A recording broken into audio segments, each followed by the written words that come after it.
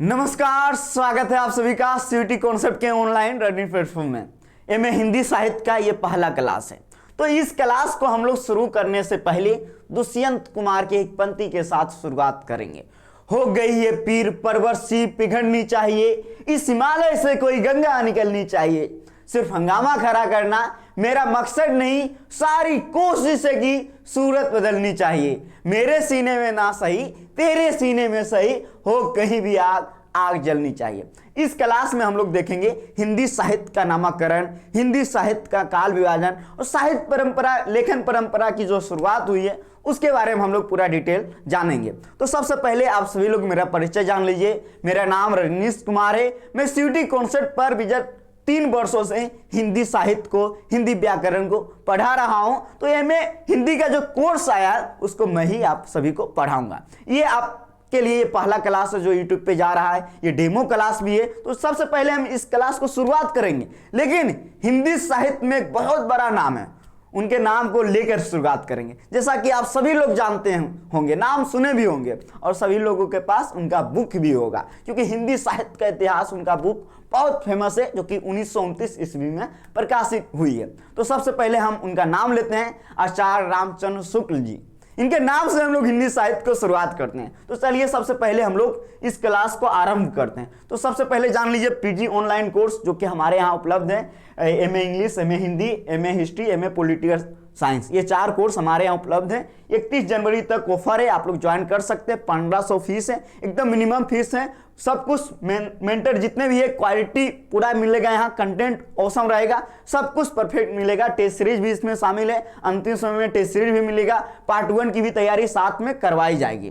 तो ये हमारे ऑनलाइन कोर्स का डिटेल रहा। हमारा एप्लीकेशन है सीयूटी कॉन्सेप्ट, को प्ले स्टोर से जाके डाउनलोड कर सकते हैं। तो सबसे पहले हिंदी साहित्य का इतिहास। आप सभी लोग बचपन से पढ़े हैं इतिहास, सभी लोग बचपन से पढ़े हैं इतिहास। इतिहास क्या है? बीती हुई घटनाओं को हम लोग यहाँ जानते हैं इतिहास में। हिंदी आप सभी लोग जानते होंगे, हिंदी क्या है? एक भाषा है। हिंदी क्या है? भाषा है। अब साहित्य, साहित्य के बारे में देख लीजिए। साहित्य एक अलग चीज है। अभी मैं आपको बता रहा हूं, किसी भी देश में बहुत सारे वहाँ विभिन्न प्रकार के नागरिक रहते हैं, बहुत सारे लोग रहते हैं। तो उनका रहन सहन, उनका भाषा, भाव, वेशभूषा, वहाँ के लोगों की सामाजिक स्थिति, राजनीतिक हो गया, आर्थिक हो गया, इन सभी के बारे में हम लोग अध्ययन करते हैं, जो कि साहित्य के अंतर्गत आता है। ठीक है, आप समझ गए होंगे हिंदी साहित्य का इतिहास हम लोग पढ़ेंगे। एग्जाम में डिफिनेशन तो आएगा नहीं। चलिए अब हम लोग आगे बढ़ते हैं। बहुत सारे हिंदी साहित्यकार हैं जिनके अनुसार हिंदी साहित्य को लेके अपना अपना विचार है, अपना अपना मत है। आइए सबसे पहले हम लोग जानते हैं, आप सभी लोग बचपन से जान रहे हैं, जो साहित्य है वो समाज का दर्पण है। साहित्य समाज का दर्पण है, किसने कहा?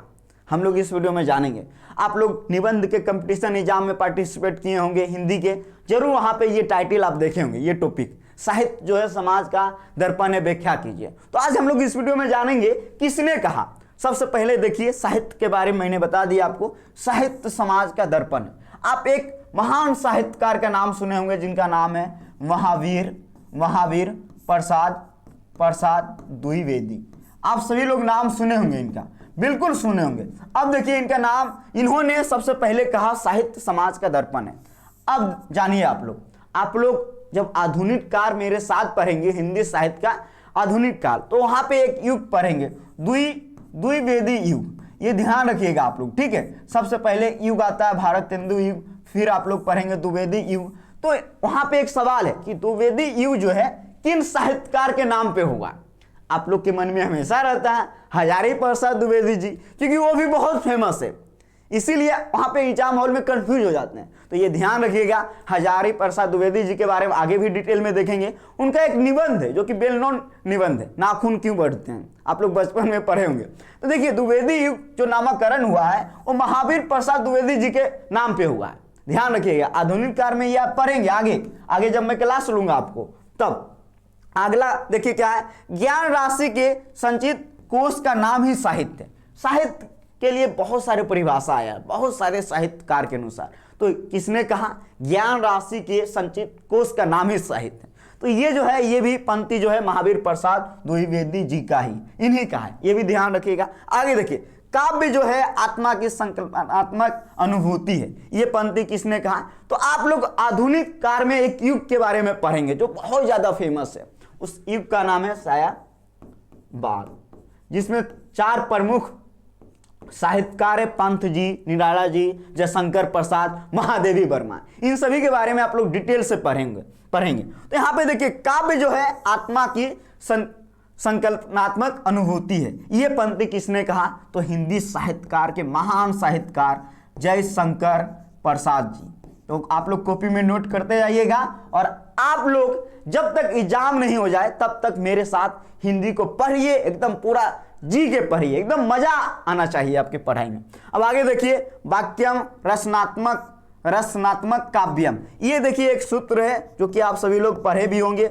यूजी के दौरान आप सभी का हिंदी रहा होगा, अधिकांश लोगों का, तो वहां पे इन सभी चीजों का सामना आप किए होंगे। लेकिन अब आपको रिवीजन भी करना है और पूरा जीरो से हीरो भी बनना है, क्योंकि अब आपका सपना है जेएनयू जाने का, हैदराबाद यूनिवर्सिटी, बीएचयू, डीयूवीएफ, सीयूटी में शामिल हो गया, बड़े बड़े यूनिवर्सिटी से आपको पीजी करना है हिंदी से। तो आपको तो पकड़ होना चाहिए ना, बेसिक जानकारी तो पूरा होना चाहिए आपके पास।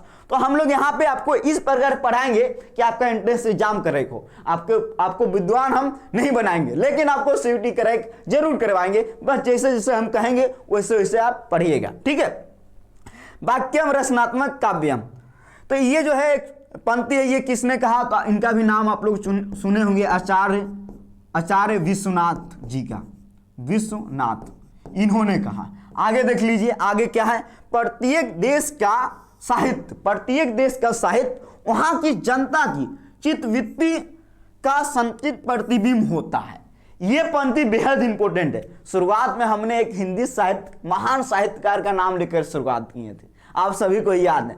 जैसे अब उनसे संबंधित जितने भी सवाल होते हैं ना, एग्जाम के पॉइंट व्यू से बहुत ज्यादा रामबाण, क्योंकि कोई भी एग्जाम में उनसे सवाल ना आए एग्जाम हॉल में, ऐसा हो ही नहीं सकता। उनका नाम क्या है? आचार्य रामचंद्र शुक्ल जी। लेकिन सबसे पहले देख लीजिए, प्रत्येक देश के साहित्य वहां के जनता की चित्तवृत्ति। अब इसका मतलब क्या होता है? देख लीजिए क्या होता है।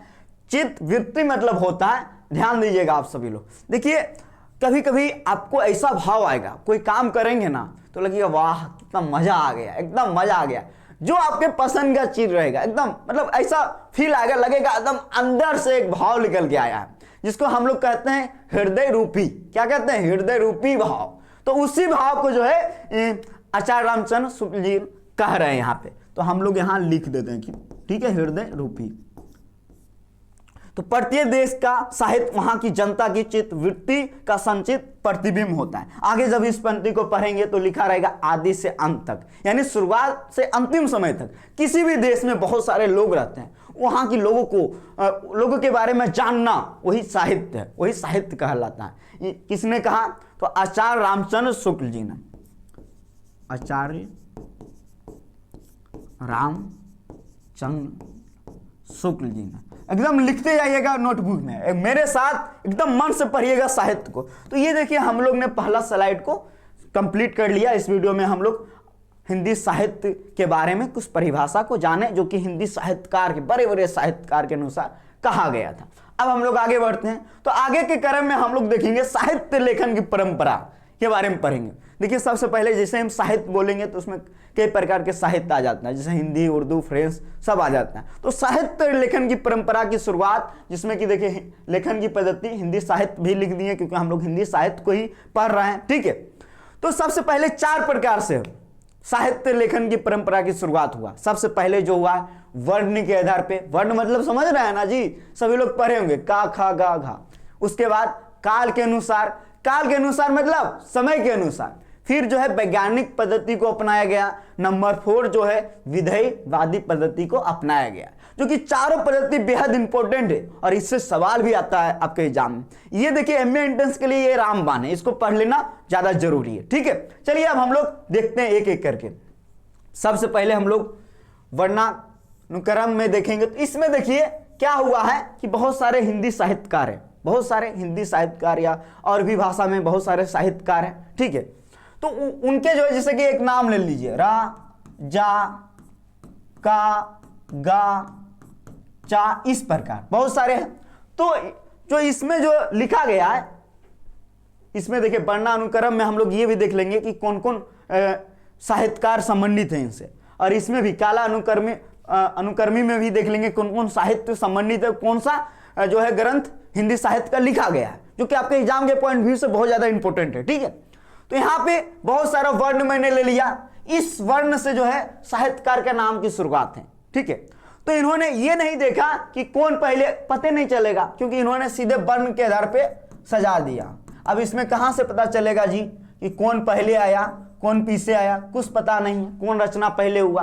तो इसको जो है हिंदी साहित्य में असंगत माना गया है पूरी तरीके से, क्योंकि पता नहीं चलेगा वर्ण के आधार पे इसमें जो है पद्धति, वर्णानुक्रम पद्धति में जो है वर्ण के आधार पे लेखक का नाम लिखा गया, कवि का नाम। तो आप लोग समझ ही सकते हैं ये पूरी तरीके से असंगत रहा। तो इनसे संबंधित दो महान साहित्यकार हैं, उनका क्या क्या नाम है देख लीजिए।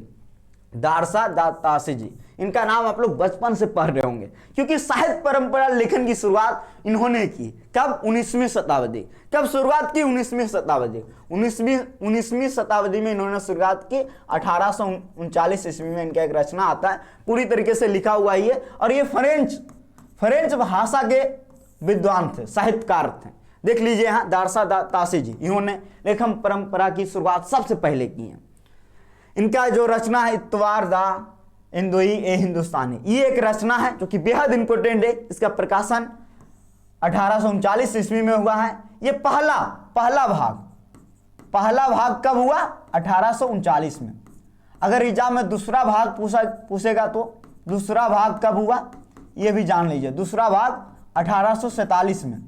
कब हुआ, 1847 में दूसरा भाग इस बुक की रचना प्रकाशित। अब देखिए इसमें 738 कवि के बारे में उल्लेख है, जिसमें हिंदी के 72 कवि के बारे में उल्लेख किया गया। और ये जो रचना कहां से प्रकाशित हुआ, तो ब्रिटेन और आयरलैंड की प्राच्य साहित्य अनुवाद समिति की ओर से। वेरी वेरी इंपॉर्टेंट, इसको नोट कर लीजिएगा, वेरी वेरी इंपॉर्टेंट। और ये पेरिस में प्रकाशित हुआ। पेरिस जो है सीन नदी के किनारे बसा हुआ एक शहर है, जो कि शराब के लिए बहुत फेमस है। हर कोई का सपना होगा पेरिस घूमने के लिए, आपका भी सपना होगा कि मैं पेरिस जाऊं घूमने के लिए। चलिए मैं आगे बात करता हूं। अब देखिए ये रचना जो है किस भाषा में लिखा गया, फ्रेंच के विद्वान थे दारसा दातासी। ध्यान रखिएगा, यहां से एग्जाम में सवाल बनता। तो ये फ्रेंच भाषा में लिखा गया, तो इसको हिंदी में कोई ना कोई तो अनुवाद करेगा ना जी। तो हिंदी में किसने अनुवाद किया, तो ये जो है अनुवादित मतलब हिंदी में किसने अनुवाद किया, किसने किया, रश्मि सागर वैष्णोई ने। कब, 1952 ईस्वी में, जान लीजिएगा। और हिंदी साहित्य जब हिंदी में इसका अनुवाद हुआ, हिंदी में अनुवाद हुआ, देखिएगा यहाँ जो है हम लोग साहित्य लेखन परंपरा की बात कर रहे हैं। ठीक है, तो यहाँ जो है हिंदी में जब इसका अनुवाद हुआ तो हिंदी में भी इसका नाम आएगा ना, फ्रेंच में ये नाम था, हिंदी में क्या हुआ, हिंदुई साहित्य का इतिहास। हिंदुई साहित्य का इतिहास। अगर आपसे एग्जाम में आ जाएगा कि इतवार दा इंदुई हिंदुस्तानी का हिंदी रूपांतरित नाम क्या है जो बुक लिखा गया, तो हिंदुई साहित्य का इतिहास। किसने अनुवाद किया, रश्मि सागर वैष्णोई ने। कब, 1952 में। अब देखिए 1839 में पहला भाग आया, 1847 में दूसरा भाग आया, और इसका संस्करण जो हुआ है 1871 में, क्योंकि दूसरा संस्करण हुआ। अब आगे देख लेते हैं, आप इनका नाम सुने होंगे। साहित्य लेखन की परंपरा में दूसरा जो सबसे बड़ा नाम आता है वो है शिव सिंह सेंगर जी का, जो कि इंडियन थे, भारत की ओर से पहला नाम इनका आता है। ठीक है, शिव सिंह सेंगर जी का। इनका एक रचना है, उस रचना का नाम है शिव सिंह सरोज। क्या नाम है, शिव सिंह सरोज। देखिए सबसे पहले जान लीजिएगा, बहुत बड़ी फैक्ट बता रहे हैं। जब पहले इस रचना किया गया तो उसमें 838 कवि के बारे में उल्लेख किया गया, पहले पूर्वार्ध में। फिर उत्तरार्ध में जब किया गया बाद में, तो 1003 कवियों का उल्लेख किया गया है इस रचना में। किस रचना में, शिव सिंह सरोज। ये साहित्य का ये पहला ऐसा रचना है, पहला ऐसा ग्रंथ है जिसमें 1000 से ज्यादा कवियों का नाम उल्लेख किया गया है। अगर एग्जाम में सवाल आ जाएगा, बना देंगे ना जी, हाँ आप लोग से बनना चाहिए, ताकि आप लोग भी सीयूटी में बढ़िया स्कोर करें, बढ़िया यूनिवर्सिटी में पढ़ें, जो आपका सपना हो वो सपना आपका साकार हो। ठीक है, तो पहली बार 1000 प्लस कवियों का उल्लेख किस रचना में हुई है, शिव सिंह सरोज की इस रचना में हुई है। किसने रचना किया, तो शिव सिंह सेंगर ने। अब देखिए ये प्रकाशित कहां से हुआ था, नवल किशोर प्रेस लखनऊ से 1883 ईस्वी में। 1883 ईस्वी में प्रकाशित हुआ। तो ये भी जान लीजिए। अब इसके बारे में हम लोग आगे देख लेंगे कवि विद संग्रह क्या होता है, ठीक है, आगे देखेंगे, क्योंकि एक बार में देखेंगे ना मजा आएगा। अब देखिए, ये मैंने वर्णानुक्रम के आधार पे देख लिया, यानी कि इसमें जो है ये दोनों रचना में वर्ण को मानकर वर्ण को के आधार पे कवि का नाम का उल्लेख किया गया, जो कि पूरी तरीके से असंगत रहा, ठीक है। अब देख लेते हैं हम लोग कालानुक्रमी, इसमें क्या हुआ है ये भी जान लेना बेहद जरूरी है, क्योंकि आपके एग्जाम के पॉइंट व्यू से वेरी वेरी इंपॉर्टेंट है। तो इसमें जो भी साहित्यकार थे, उन्होंने जो भी साहित्यकार है उनके डेट ऑफ बर्थ, जन्म तिथि को मानकर जो है इन्होंने रचना किया, मतलब लिखे, ठीक है। अब देखिए, क्रांतिकारी बहुत सारे कवि हैं, उनके डेट ऑफ बर्थ को मान के इन्होंने लिखे। तो अब इसमें भी जो है पूरी तरीके से आप सहमत नहीं हो सकते हैं, क्योंकि एक ही टाइम पीरियड में अगर जो है बहुत सारे कवि रहते हैं ना एक ही टाइम पीरियड में, उसके डेट ऑफ बर्थ को कैसे मान सकते हैं। कोई जो कवि है अपने 80 साल के उम्र में अपना पहला रचना लिखा है, कोई कवि है कि आप 14 साल में ही लिख दिया है, तो उसमें फिर बहुत ज़्यादा उलटफेल हो जाएगा, बहुत ज़्यादा। तो इसको जब डेट ऑफ बर्थ को लिया गया जन्म तिथि के आधार पे, कालानुक्रम के आधार पे जो है लिखा गया, इसमें जो सबसे बड़ा नाम आता है जॉर्ज ग्रियर्सन जी का, उसके अलावा मिश्र बंधु जी का, बहुत बड़ा नाम आता है। लेकिन एक चीज देखिए, मैंने बताया था आपको लेखन परंपरा में, साहित्य लेखन परंपरा में 4 पद्धति है, जो बहुत ज्यादा इंपॉर्टेंट है, आगे मैं बात करूंगा कि कौन है। लेकिन यहां से ही विधेयवादी लेखन परंपरा की झलक दिखती है, यहीं से जॉर्ज ग्रियर्सन की रचना में यहां से झलक दिखती है, किसकी, विधेयवादी परंपरा की। तो यहां पे देख लीजिए, इनके बारे में देख लेते हैं। The modern vernacular literature of northern Hindustani, ये जो है जॉर्ज ग्रियर्सन के द्वारा लिखा गया है, जो कि 1888 ईस्वी में लिखा गया। एशियाटिक सोसाइटी ऑफ बंगाल के दिशांक के रूप में प्रकाशित हुआ, 11 अध्याय है और 1952 कवि के बारे में इसका उल्लेख है। तो इसको हिंदी में अनुवाद किसने किया, किशोरी लाल गुप्ता ने इसका हिंदी अनुवाद किया है। और हिंदी साहित्य का प्रथम इतिहास इस बुक का हिंदी में जब हिंदी अनुवाद हुआ, उसके बाद इस बुक का नाम हुआ है। तो ये भी बेहद इंपॉर्टेंट है, किसने किया है, किशोरी लाल गुप्ता। कहाँ से प्रकाशित हुआ, तो इसके बारे में हम लोग देख लिए, एशियाटिक सोसाइटी ऑफ बंगाल। तो आपको देख लिए होंगे काल अनुक्रमी जो है, इससे संबंधित जॉर्ज ग्रियर्सन जी, हिंदी साहित्य में इनका एक बड़ा नाम है। आगे हम लोग इनके बारे में और भी डिटेल से पढ़ेंगे, ठीक है। बड़ा कवि वृत्त संग्रह कहा गया, तो ये भी हम लोग आगे देख लेंगे, एक यहाँ। अब देखते हैं मिश्र बंधु के बारे में देख लेते हैं। मिश्र बंधु में 3 भाई थे, गणेश बिहारी, श्याम बिहारी, सुखदेव बिहारी बंधु मिश्र। ये तीनों जो है मिश्र बंधु 3 भाई थे। मिश्र बंधु में तीनों का नाम मैंने बता दिया। इनका एक रचना है मिश्र बंधु विनोद, देख रहे हो विनोद, यहाँ भी विनोद आ रहा है। हम लोग इस प्रकार पढ़ेंगे हिंदी साहित्य को कि विनोद भी जो है खुश हो जाएगा, एकदम मजा आएगा, सीटी करेक्ट करेंगे आप लोग। तो चलिए हम लोग विनोद को पढ़ लेते हैं। मिश्र बंधु विनोद एक रचना है जो कि मिश्र बंधु जी का है, ठीक है। ये बहुत इंपॉर्टेंट है। 1913 ईस्वी में इसका पहला 3 भाग प्रकाशित हुआ, फिर 1934 ईस्वी में इसका 4th भाग प्रकाशित हुआ, ये भी नोट कर लीजिएगा, ठीक है। अब मिश्र बंधु जी का ये रचना है और इसमें 4551 कवि का उल्लेख है। प्राकांड कविवृत्त संग्रह इसे कहा गया है, इस रचना को। अब अभी आप लोग देख रहे होंगे प्राकांड, बड़ा कविवृत्त संग्रह, ये क्या होता है। अब हम लोग इसके बारे में देख लेंगे, आगे हम लोग देख लेंगे, ठीक है, आगे देखेंगे। लेकिन उसके पहले हम लोग तीसरा पद्धति को भी जान लेते हैं, वैज्ञानिक पद्धति। ये तो एक अलग ही पद्धति है, जिसका ना आगे ना पीछे कुछ पता नहीं, एकदम वैज्ञानिक, अपने मन से एक फैक्ट लाया, उसके आधार पे रचना लिखा गया। अब देखिए कौन सी रचना है, क्रांतिकारी साहित्य का वैज्ञानिक इतिहास, हिंदी साहित्य का वैज्ञानिक इतिहास। यह रचना कब लिखा गया, डॉक्टर गणपति चंद्र गुप्त जी के अनुसार।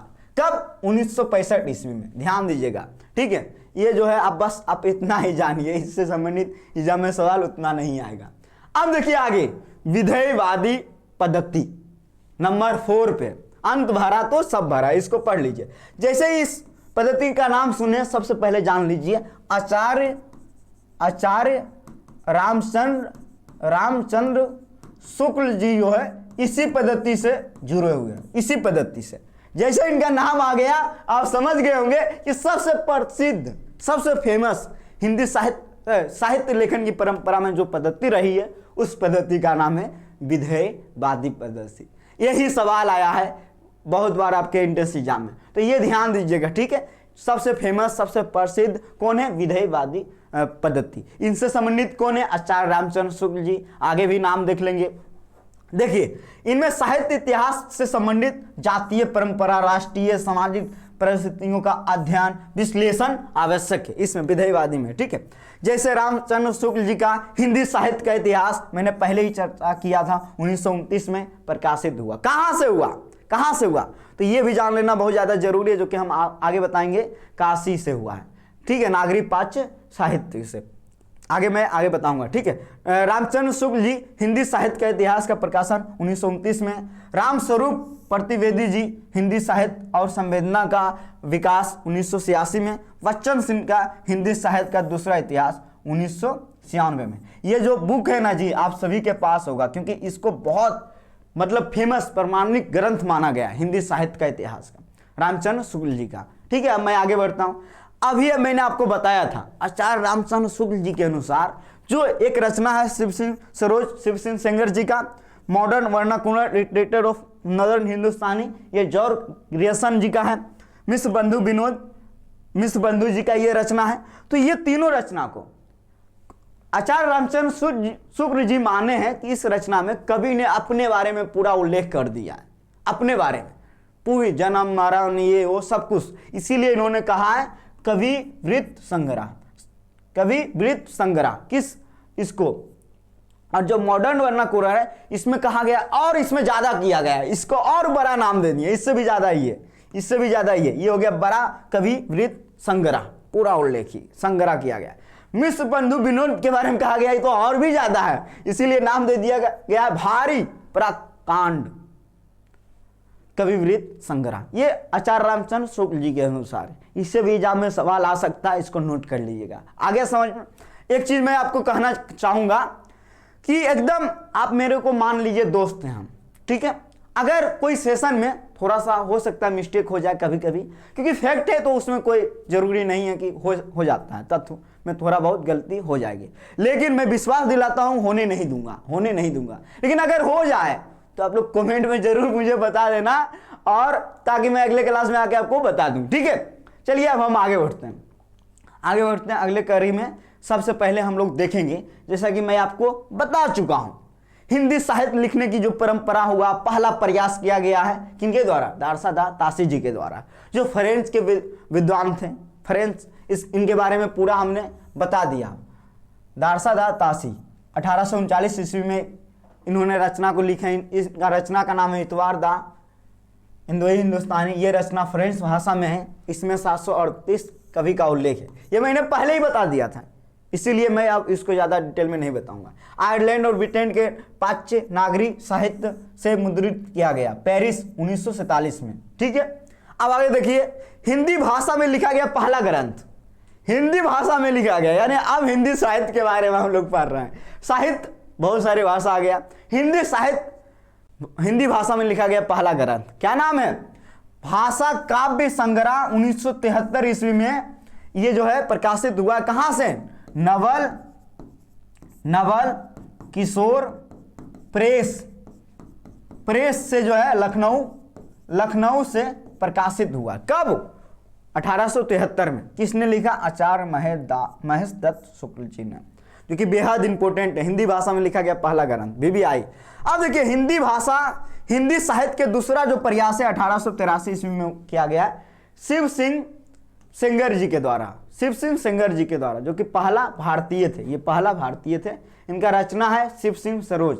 इसमें से 738 कवि का उल्लेख है, और बाद में जो है मैं बोला था उत्तरार्ध में जो है 103 कवियों का उल्लेख किया गया, जो कि पहला ऐसा साहित्य का ग्रंथ है जिसमें 1000 कवियों से ज्यादा उल्लेखित है। अब मैं आगे बढ़ता हूं।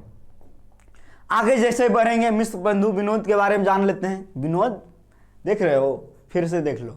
मिश्र बंधु विनोद का रचना मिश्र बंधु ने किया। 3 भाई गणेश श्याम सुखदेव बिहारी, गणेश बिहारी मिश्र, श्याम बिहारी मिश्र, सुखदेव बिहारी मिश्र, जो कि मैं पहले ही बता दिया। यह रचना 4 भाग में है। शुरू का 3 भाग 1913 में मैंने बता दिया था, और जो फोर्थ भाग है 1934 में, ये भी मैंने बता दिया था। आगे देखिए, सही अर्थों में हिंदी साहित्य का विकासकार माना जाता है आचार्य रामचंद्र शुक्ल जी को। ये तो मैंने पहले ही बता दिया, इनका नाम आप लोग अपने होठों पे रखिए, अपने जुबान पे रखिए।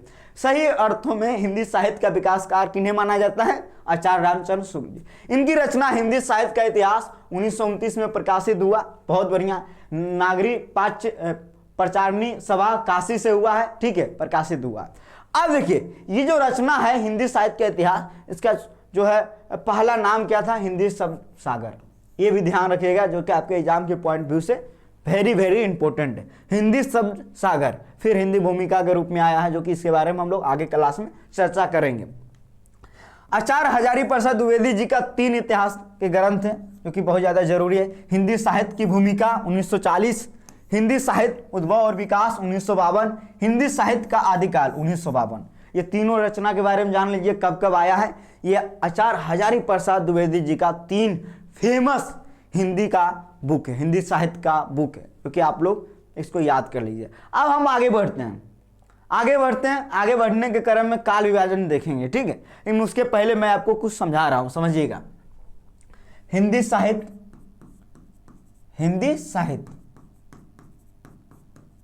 के विभाजन के बारे में देख लेते हैं। सबसे पहले जब कोई भी चीज होता है तो सबसे पहला प्रारंभिक, मतलब आरंभ हो रहा है, तो प्रारंभिक काल के बारे में, प्रारंभिक एरा, फिर आ गया मध्यकाल, फिर आ गया आधुनिक काल, ठीक है जी, आधुनिक काल।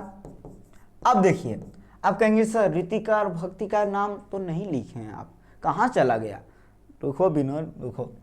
प्रारंभिक काल, ठीक है। तो ये देखिए, ये भी एक जो हिंदी का पहला काल है ना, उसका भी नाम मिश्र बंधु जी के द्वारा किया गया, प्रारंभिक काल, जो कि हम आगे बात करेंगे इसके बारे में। मध्यकाल को 2 भागों में बांटा गया है, एक है पूर्व मध्यकाल और दूसरा जो है उत्तर मध्यकाल।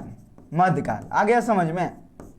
अब आगे चलते हैं। आधुनिक काल को हम लोग गद्य काल भी कहते हैं, गद्य काल, और ये नामकरण आचार्य रामचंद्र शुक्ल जी के द्वारा किया गया है। ये फेमस है, इसीलिए मैंने बता दिया। अब आगे देखिए, पूर्व मध्यकाल को हम लोग भक्ति काल कहते हैं। भक्ति काल देखिए, थोड़ा सा डिटेल में पढ़ना जरूरी है। भक्ति भावना का उदय साउथ इंडिया से होती है, पूरी तरीके से आपको बताएंगे। लेकिन पूर्व मध्यकाल को हम लोग भक्ति काल कहते हैं, उत्तर मध्यकाल को हम लोग रीतिकाल कहते हैं। कभी भी जो है अगर उत्तर मध्यकाल दिखे समझ जाइएगा रीतिकाल, पूर्व मध्यकाल दिखे समझ आइएगा भक्ति काल, ठीक है। समझ में आ गया आपको? इतना आप समझ गए होंगे। अब इसका बहुत सारे कालखंड आया है, जैसे कि बच्चन सिंह के द्वारा सबसे पहले जान लीजिए। इसको हम मिटा दे रहे हैं, ठीक है, नोट कर लीजिएगा। बच्चन सिंह के द्वारा सबसे पहले हम जान लेते हैं, जो कि बहुत इंपॉर्टेंट है। बच्चन सिंह, इनके द्वारा काल विभाजन देख लेते हैं। तो इन्होंने जो है, जो शुरुआती काल है, प्रारंभिक काल, इनको कोई मतलब तिथि नहीं माने, बस कह दिए कि अपभ्रंश का काल है,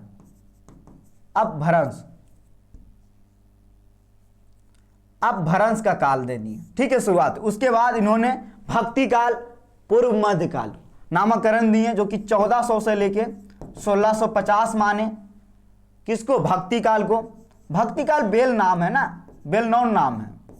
उसके बाद 1650 से 1857 माने हैं रीतिकाल को। उसके बाद देख लीजिए 1857 से जो है आधुनिक काल माने हैं, आधुनिक काल।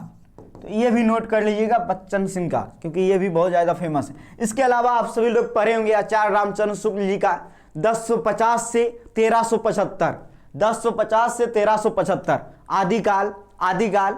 उसके बाद 1375 से 1700 भक्ति काल, 1700 से 1900 रीतिकाल, 1900 से 1984 आधुनिक काल। ये किनके अनुसार है? तो आचार्य रामचंद्र शुक्ल जी के अनुसार है, जो कि बहुत फेमस है। अब हजारी प्रसाद द्विवेदी जी के बारे में जान लीजिए। 1000 से 1400 ईस्वी आदिकाल, 1400 से 1600 ईस्वी भक्ति काल, 1600 से 1800 रीतिकाल, आधुनिक काल 1800 से 1950। किनके द्वारा है? तो हजारी प्रसाद द्विवेदी जी द्वारा। यहाँ पे डॉक्टर राम कुमार वर्मा, बहुत सारे लोग हैं हिंदी साहित्यकार जिनके अनुसार काल विभाजन किया गया, तो सब बुक में देख लीजिएगा आप। 3 महत्वपूर्ण था, मैंने बता दिया आपको।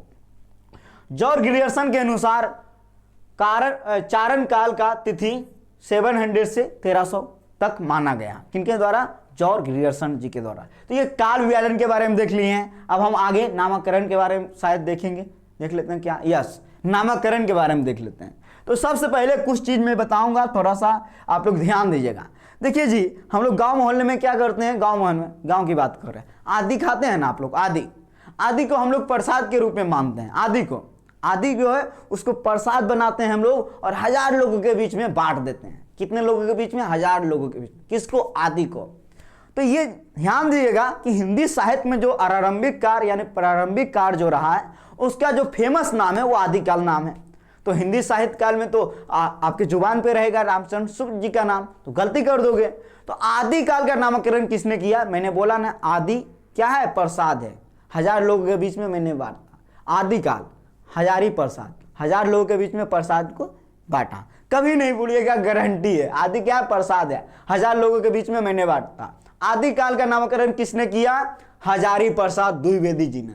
अब आगे देखिए, आगे जो है आप लोग पढ़ेंगे आचार्य रामचंद्र शुक्ल जी ने क्या कहा। तो आप लोग जानते हैं ना, भगवान राम जी को नहीं जानते? रामचंद्र जी का नाम सुने होंगे ना, जैसे नाम आया, वो तो वीर थे, उनका गाथा को हम लोग पढ़ते हैं। किनका? रामचंद्र जी का। भगवान से याद करने के लिए रेट कर लीजिए, भगवान से रामचंद्र जी का वीर गाथा हम लोग पढ़ते हैं। तो वीर गाथा काल किसने कहा? आचार्य रामचंद्र शुक्ल जी ने। एकदम आपके होठों पे रहना चाहिए, एग्जाम में कंफ्यूजन नहीं कीजिएगा। अब मैं आगे चलता हूं। आगे जैसे कि देखिए, मान लीजिए आप सन है ना जी, आप बेटा हैं, ठीक है। आप अपने पिताजी के यहाँ जाएंगे, तो मैं भी जाता हूं घर, तो अपने पिताजी के यहाँ जाता हूं। पिताजी के चरणों में जो है हम गिर जाते हैं। हम उनका सन है, गिर सन, मतलब गिर गए, और सन उनका बेटा हम है, ठीक है। गिर गए हम, सन, गिर सन, गिरियर सन, कहाँ गिरे? चरणों पे। चारण काल का नामकरण किसने किया? George Grierson. किसने किया? George Grierson. अब मैं आगे चलता हूं, जैसे आगे बढ़ूंगा तो आगे ध्यान दीजिएगा। मिश्र बंधु के बारे में जान लीजिए। मिश्र बंधु में 3 भाई थे। कितने थे? 3 भाई। तो देखिए, जहां पावर 4 है वहां पे क्या होगा? वहां पे जब मिश्र बंधु रहेंगे तो ये ध्यान दीजिएगा कि जब मिश्र बंधु हैं तो उसमें बहुत सारे भाई हैं। कितने हैं? 3 भाई हैं। तो जब तीनों मिल जाएंगे तो क्या हो जाएंगे? पूरी तरीके से एकदम मजबूत हो जाएंगे। तो सबसे पहले काम वही करेंगे, यानी प्रारंभिक काल, मिश्र बंधु। अब मैं आगे देखता हूं। देखिए, सबसे पहले मैंने बोला आदिकाल का नामकरण किसने किया? आदि 1000 लोगों के बीच में हम प्रसाद बना के बांटते हैं, हजारी प्रसाद द्विवेदी जी, ठीक है। उसके अलावा देखिए, मैंने ये कहा आदिकाल का नामकरण वीर गाथा का किसने कहा? आचार्य रामचंद्र शुक्ल जी, ठीक है, आचार्य रामचंद्र शुक्ल जी। अब देखिए, मैंने ये भी कहा आदिकाल का नाम प्रारंभिक काल, तीनों भाई मिल गए थे, मिश्र बंधु जी। चारण काल नामकरण किसने किया? George Grierson. अब देखिए मैं आपको बता रहा हूं, ध्यान दीजिएगा। एक व्यक्ति है, मेरे भाई है, चचेरा भाई, उसका नाम राहुल है। हम लोग एक बोक्का है यार, एकदम सिद्ध हो चुका है, पूरी तरीके से सिद्ध हो चुका है, बोक्का है राहुल नाम ऐसे ही जो है वो ज़्यादा फेमस है। लेकिन अब वो राहुल थोड़ा सा आगे बढ़ रहे हैं, ठीक है। मैं राहुल अपने भाई की बात कर रहा हूँ, यहाँ ध्यान दीजिएगा। राहुल सिद्ध हो चुका है कि वो बोक्का है। तो सिद्ध सामंत काल जो है, आदिकाल का नामकरण किसने किया? पंडित राहुल सांकृत्यायन ने। इनका रचना है, आप लोग पढ़ेंगे, मेरी तिब्बत यात्रा, जो कि फेमस है, बोलगा से गंगा। आगे मैं आधुनिक काल में पूरा डिटेल में पढ़ाऊंगा, मजा आ जाएगा यार, सीयूटी करके ही दम लेंगे, मजा आ जाएगा। तो ये सभी रचना को यात्रा वृतांत भी हम लोग कहते हैं, ध्यान दीजिएगा, ठीक है। अब देखिए आगे, अब भक्ति काल के बारे में जान लेते हैं हम लोग थोड़ा सा। बहुत सारे नाम है, नाम अनेकों है, जैसे कि आपका भी नाम होगा ना, मान लीजिए आपका नाम मोनी है, तो नानी घर में कहेगा ए मोनिया इधर आओ ना, कहीं कहेगा गुड़िया, कहीं कहेगा सोटी, बहुत सारा। व्यक्ति एक, नाम अनेक, उसी प्रकार काल एक, नाम अनेक। बहुत सारे हिंदी साहित्यकार ने अपना अपने अनुसार नाम दिया। इसको थोड़ा बुक से भी देख लीजिएगा ना, बुक से भी देखना पड़ेगा आपको। अब आगे देखते हैं, भक्ति का रीतिकार फेमस नाम है, भक्ति काल रीतिकार। मैंने भक्ति काल के बारे में बताया था ना अभी, पूर्व मध्य का भक्ति काल को कहते हैं, उत्तर मध्यकाल रीतिकाल को कहते हैं। तो भक्ति काल रीतिकाल जो फेमस नाम है वो आचार्य रामचंद्र शुक्ल जी के द्वारा दिया गया नाम है। ठीक है, अब देखिए जी, भक्ति और रीतिकाल जो नाम है आचार्य रामचंद्र शुक्ल जी के द्वारा, वीर गाथा का रामचंद्र शुक्ल जी, आदिकाल फेमस है हजारी प्रसाद द्विवेदी। अब मैं आगे बढ़ूंगा, ठीक है, आगे बढ़ रहा हूं। आधुनिक काल गद्य काल नामकरण किसने किया, ये भी मैंने बता दिया, आचार्य रामचंद्र शुक्ल जी, पहले ही बता दिया था। अब मैं आगे बढ़ता हूं। आदिकाल का नामकरण बीज वपन काल, बीज वपन काल, इसको भी याद करने का ट्रिक देख लीजिए। देखिए आप सभी लोग जानते हैं ना, हनुमान जी को हम लोग महावीर कहते हैं, महावीर भगवान कहते हैं कि नहीं। जब उनको लड्डू हम लोग चढ़ाते हैं तो लड्डू में बीज जैसे दाना मिलता है, पता नहीं, समझ ही नहीं आता वो क्या है।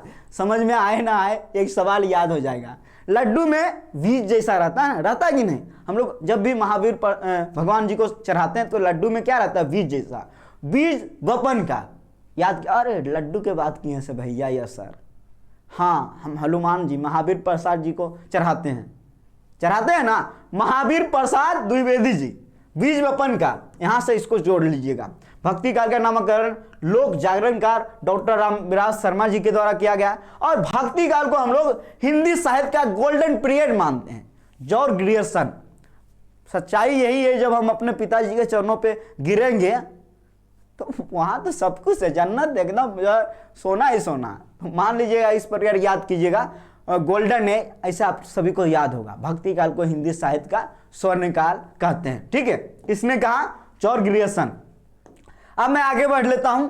मैंने बताया भी था कि मध्यकाल को मैंने दो भागों में बांटा, पूर्व मध्यकाल, उत्तर मध्यकाल, बस यही लिखा हुआ। पूर्व मध्यकाल को भक्ति काल कहते हैं, उत्तर मध्यकाल को रीतिकाल कहते हैं। उत्तर मध्यकाल को श्रृंगाल काल, बहुत इंपॉर्टेंट, उत्तर मध्यकाल मतलब रीतिकाल। ए सर, ये कौन सा काल आ गया, मैंने बताया था ना, उत्तर मध्यकाल रीतिकाल, उत्तर मध्यकाल रीतिकाल। ठीक है, श्रृंगार थोड़ा सा टाइपिंग मिस्टेक हो गया, श्रृंगार फिर से मिस्टेक हो गया, श्रृंगार काल किसने कहा, अलंकृत, देखिएगा आचार्य विश्वनाथ प्रसाद जी ने। अलंकृत काल किसने कहा, मिश्रबंधु जी। और रीति काव्य काल, तो देखिए रीति काल किसने कहा था, रीति काल किनका नाम है, आचार्य रामचंद्र शुक्ल जी का। और रीति काव्य काल किनका है, जॉर्ज ग्रियर्सन जी का। किनका है, जॉर्ज ग्रियर्सन जी का। तो ये भी ध्यान रखिएगा, रीति काव्य काल जॉर्ज ग्रियर्सन जी और रीति काल आचार्य रामचंद्र शुक्ल जी। वन और कंफ्यूजन। चलिए, लगता है कि अब सेशन नहीं जी, अभी विनोद खत्म नहीं होने दे रहा। हिंदी साहित्य के पहले कवि। अब देखिए यहाँ पे क्या हुआ है, बहुत सारे हिंदी साहित्य के महान साहित्यकार हैं, तो सब ने अपने अनुसार किन्हीं को पहले माने हैं, किन्हीं को पहले माने हैं। आपको पढ़ना पड़ेगा सबको, क्योंकि एग्जाम में कहाँ से सवाल आ जाए हम भी नहीं जानते हैं, आप भी नहीं जानते हैं। तो चलिए सबसे पहले सरहप्पा के बारे में देख लेते हैं। सरहप्पा के बारे में आप लोग पढ़ेंगे, सिद्ध साहित्य के बारे में जब हम लोग वहाँ पे पढ़ेंगे तो 84 सिद्धों के बारे में पढ़ेंगे, तो वहाँ पे सरहप्पा का नाम, रूपा का नाम आएगा। ठीक है, सरहप्पा का, रूपा का नाम। रूपा जो है बहुत ज़्यादा ज्ञानी था 84 सिद्धों में, जैसा कि आप सभी को पता होगा। तो सरहप्पा राहुल जी के अनुसार पहला कवि है। आचार्य रामचंद्र शुक्ल जी के अनुसार पहला कवि है चंद्रवरदाई। इनका एक रचना है पृथ्वीराज रासो साहित्य पढ़ेंगे, वहाँ मजा आएगा। और ये बहुत फेमस है, पृथ्वीराज चौहान का एक राजा थे, उन्हीं के दरबार में ये रहते थे, चंद्रवरदाई। पृथ्वीराज रासो इनका कवि है। रामचंद्र शुक्ल जी किनको माने, चंद्रवरदाई को। आगे देखिए डॉक्टर रामकुमार वर्मा के अनुसार स्वयंभू का भी रचना के बारे में हम लोग आगे देखेंगे। हजारी प्रसाद द्विवेदी जी के अनुसार अब्दुल रहमान। विद्यापति जी के अनुसार बच्चन सिंह। हाँ देखिए यहाँ पे थोड़ा सा कंफ्यूजन हो गया, यहाँ पे होना चाहिए बच्चन सिंह के अनुसार विद्यापति जी, ध्यान दीजिएगा। ठीक है, मैं थोड़ा सा गलती पकड़ लिया हूं, हो सकता है ना आगे पीछे हो जाता है कभी। तो बच्चन सिंह के अनुसार कौन है, विद्यापति जी। ठीक है, शिव सिंह संगर जी के अनुसार पुष्प या पुंड है। ये सब नाम देख लीजिएगा जो कि बेहद इंपॉर्टेंट है। बच्चन सिंह के अनुसार कौन है, विद्यापति जी। यहाँ पे थोड़ा सा आप नोट कर लीजिएगा, तो गलती हो जाएगा तो मुश्किल में फंस जाएंगे। ठीक है, तो ये आज का जो है हमारा हिंदी साहित्य पीजी के लिए, जो कि ये तो सभी के लिए बहुत महत्वपूर्ण है, क्लास खत्म होता है और एमए हिस्ट्री की तैयारी कर रहा है या MA political science, MA Hindi, MA English, तो इसको जो है अभी आप ज्वाइन कर लीजिए फटाफट, 31 जनवरी तक ये ऑफर है। हमारा ऐप को डाउनलोड कर लीजिए प्ले स्टोर से, एकदम बेहतरीन तैयार कीजिए, एकदम मजा आएगा हमारे कोर्स में जुड़ने के साथ। आपको पता ही होगा यह हमारा हिंदी साहित्य का पहला क्लास है, तो सभी लोग कॉपी पे नोटबुक बना लीजिएगा, शुरू लिख दीजिएगा हर हर महादेव। जब मैं आपके साथ हूं तो डरने की कोई बात नहीं है, टेंशन लेने की बात नहीं है। आपके उस दिन तक आपके साथ रहूंगा जिस दिन तक आपका एंट्रेंस एग्जाम ना हो जाए, और आपको इस लायक बना दूंगा कि आप एग्जाम हॉल में जाएंगे तो पेपर को एकदम फाड़ के आएंगे। मजा आ गया यार, हिंदी साहित्य को मेरे साथ पढ़िए। मैं तो पढ़ा ही रहा हूं सीयूटी कॉन्सेप्ट में, मैं पढ़ भी रहा हूं। बहुत बहुत धन्यवाद, मिलेंगे अगले क्लास में। आप सभी को जय हिंद।